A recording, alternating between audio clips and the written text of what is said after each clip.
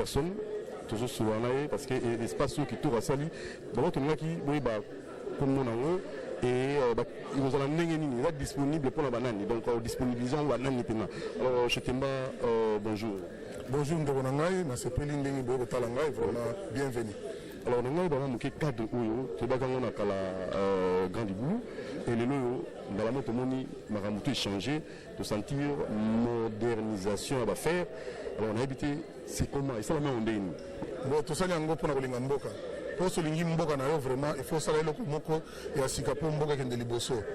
Tout ça il y a un gros point à biso opérateur économique. Oui, ça les monsieur vous salam les kamuninga, ça les kamuninga vraiment mboka qui est de liboso, mokonzi mboka le baki tout moderniser mboka. Chacun notre place à Zali face à la oya pour ça les samboka qui est de liboso vraiment. Et on peut ça biso maël tout ça là. Batuyo so yabilika imbe shentemba libanda mboka.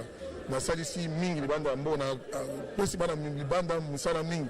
Mais na yeko zonga shikona mboka na ngana pesa bana Congo musala. Alors shentemba cadre ngo komona nini? Komona ngo eza village shentemba. Mais petit shentemba kaka po batwaye bazangai normalement komona ngo eza village mbo. Mais tu mesala biso ba villageois à Congo mbo. Voilà. Alors tout le monde qui présentation au salaki donc rien n'empêche tout la question sous. Alors banani baroko ya awa. Ils ont kaka artiste pour tout le monde podium, tout le monde instrument. Est-ce que ça ont un instrument moderne? Bah instrument ils sont modernes ba binga ranare. Je crois na mikilio ya mondialelo des instruments iko ko beta malango. Bon batu akoya awa. Ils ont battu nyonso quoi. D'abord les musiciens, mariage au Salema, awa, fête anniversaire au Salema, awa, fête anniversaire et mariage au Salema, awa, fête union sur ta fête à société, au Sala, awa, fête à Montolinga qui Kambora qui est organisé, awa, pour tous appeler un restaurant. Tous les alliés.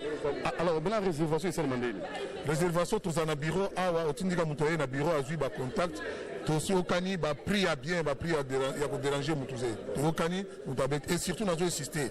Basali en Zambé, ban en Zambé, bas chrétien, place yoyo, eza biso nyoso na bino na bango nyoso, eza tutili kaka musique ya mokili bintu benga kango, bino nyoso na bas chrétien, eza place na bino foboya. Ata ba pasteur, parce que ce nyoso na messe dimanche là. Il y a un dimanche, na tongo 8h to pèse espace, vous savez non messe na yo bien pépélé, na pourquoi 14h 15h bandimbaki na bango ndako. Voilà, en fait le problème c'est que na moni beaucoup ça combien na Gombe awa. Na qui to profiter na cadre parce que les lots fongoli, on sait les lots va bien et toi sur le plan la juridiction, sur le plan peut-être il y a interdit pour sonorisation, pollution sonore. Est-ce que et cause là vous parlez nyonso ayebi Congo za mboka makelele. Po biso ba congolais tolelaka na musique. To fetaka na musique. Nyonso tosalaka na musique. Mo pa nyonso ayebi mboka makelele. Toza bato makelele biso. Tolera pe ba makelele. Et après, on a zolo ba konza mboka faut basunga place. Ba yebe ba condition nini ba musicien na biso bazo traverser na minute oyo. Ba yeba condition nini ba musicien na biso bazo souffrir surtout pour na makambo yo bino moko boyebi en général. Yango na sengi bakonzi ba supporter place ezala na dérangement place oyo basunga longo bien ba protéger ngai pour pesa pe ba congolais mususu libanda o batikali ba baza awa baza na mbongo pesa bango makasi ba se eloko mususu oleka awa. Alors bon ba journaliste. Mais journaliste c'est ça troisième pouvoir. Nous n'avons pas journaliste c'était.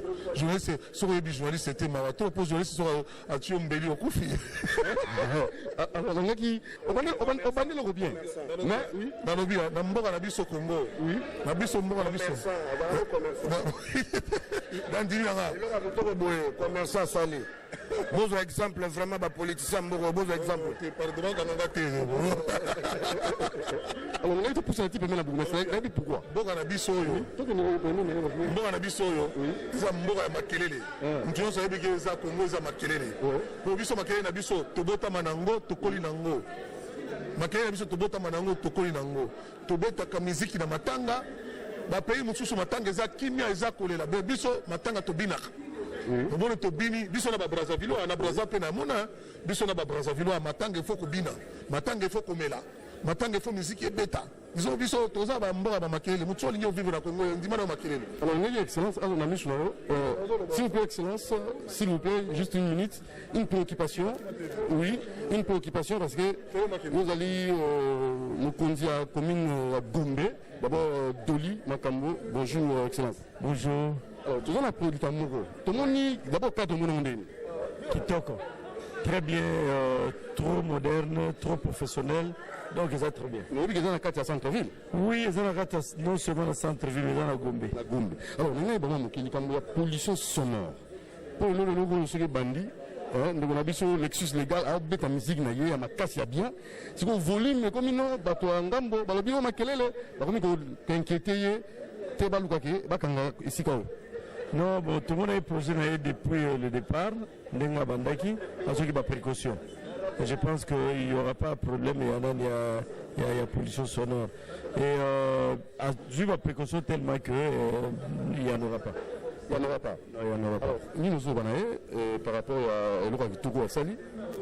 Il y a Yebi, toujours encourager. Tout le monde a encouragé le projet depuis le départ. Parce que c'est un projet qui cadre avec vision et la chef de l'État à modernisation de Mbokanabiso. Nous avons contribué pour moderniser Mbokanabiso. Alors, il est à féliciter, à ça il est au moins bien. Et je pense que à aider Bissopé, pour les musiciens de Bisso, ça va tourmenter tout le temps. Chaque fois, il y a une nuisance sonore. Chaque fois, na Gombe, on va répéter na Gombe, on va répéter na Gombe, mais place c'est raté. Toujours par rapport à une nuisance sonore, pas tout l'État contre tapage nocturne et diurne. Mais si quoi ça on a précaution à jouer, je pense que régler un problème.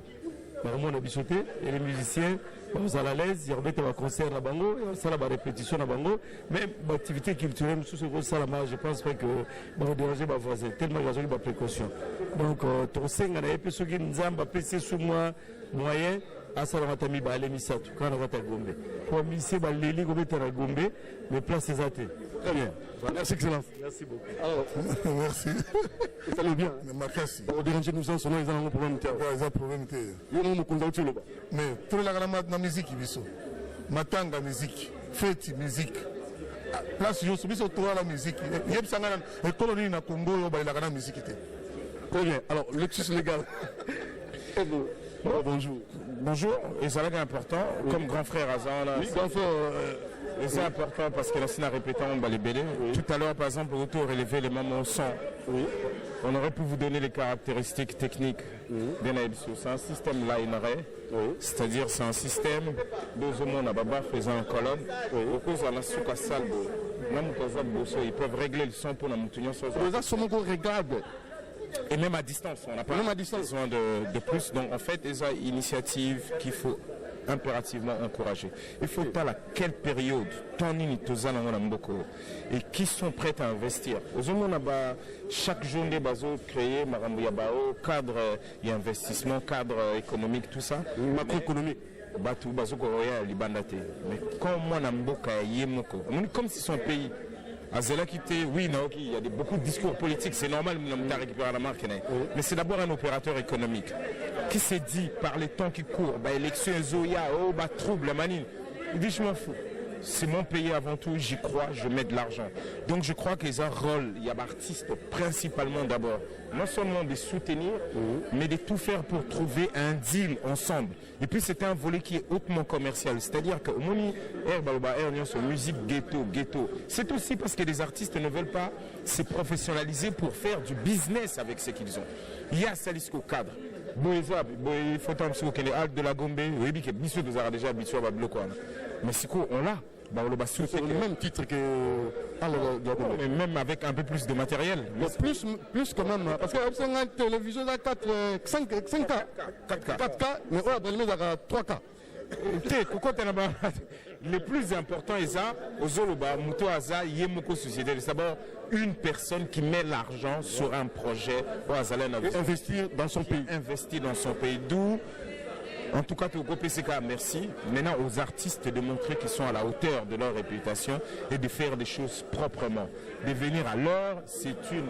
Et ça, espace, et nous proposer heure, probablement, heure nette. drapeau public, pas Messana, tout à Gombe, il y a la nuisance sonore qu'il faut savoir gérer et ces matériels, tout simplement, est conçu pour gérer ce genre de choses. Donc, plus artistes dans un ponctuel, plus public en Messana, pour ça, comme on a réputation, que ce soit à 20h, les gens sont là à 20h, 1h du matin, il y a une boîte, tant sur le concert ici, il y a le boulot, en tout cas, félicitations, grand frère, et c'est très bien. Très bien, alors c'est plus le lobby. Il faut Lexis à lobby bien, il faut les musiciens à Bisso, bar de spectacle et la musique. Jean Gouba Salarango. Oui, oui. So on dit musique. Lexis à Salarango. So on dit musique 20h, musique à 3h, musique à spectacle. So on dit 20h, 23h, musique. Si le moteur ça va là. On met les taureaux, la solution. Solution yango à la côté. Alors bonne chance et bonheur et belé, succès belé. Merci beaucoup na pesi, merci na batuyo so bazola ndanga na chaîne oyo. Surtout c'est TV na mokolo à Salango, vraiment coup de chapeau. Merci beaucoup. Ciao.